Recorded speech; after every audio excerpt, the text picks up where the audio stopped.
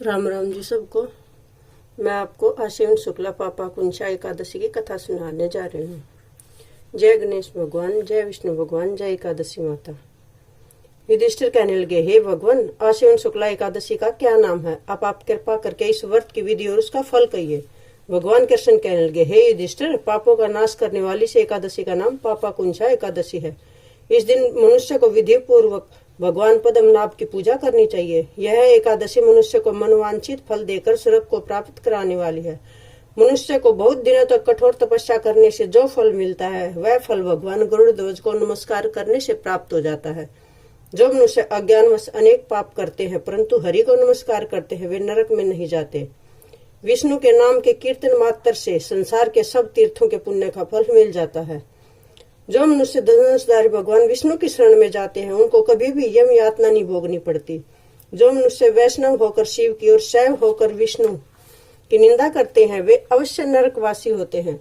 सहस्त्र पर अशुभ मेघ यज्ञों से जो फल प्राप्त होता है, वह एकादशी के व्रत के 16वें भाग के बराबर भी नहीं होता।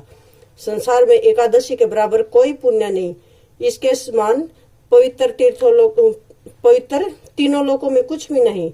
इस एकादशी जैसा पुण्यदायी कोई व्रत नहीं। जब तक मनुष्य पद्मनाभ की एकादशी का व्रत नहीं करते हैं, तब तक ही उनकी देह में पाप वास कर सकते हैं। यह एकादशी स्वर्ग, मोक्ष, आरोग्यता, सुंदर स्त्री तथा अन्न और धन को देने वाली है।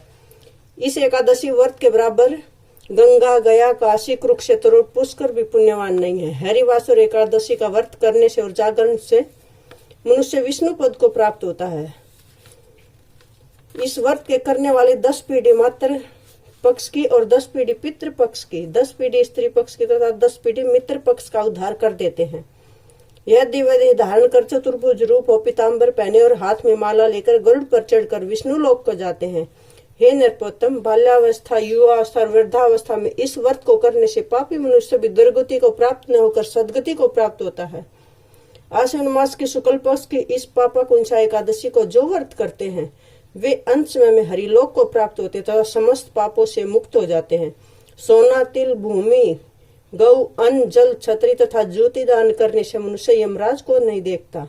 जो मनुष्य किसी प्रकार के पुण्य कर्म किए बिना जीवन के दिन व्यतीत करता है, वह लोहार की भट्टी की तरह श्वास लेता हुआ निर्जीव के समान है।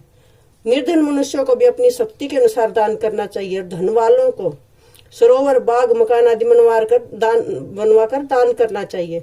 ऐसे मनुष्यों को यम का द्वार नहीं देखना पड़ता तथा संसार में दीर्घायु होकर धनाढ्य, कुलीन और रोग रहित रहते हैं। हे राजन, जो आपने मुझसे पूछा वह सब आपको बतलाया। अब आपकी और क्या सुनने की इच्छा सो को। एकादशी महात्म्य संपूर्ण। जय विष्णु भगवान, जय एकादशी माता।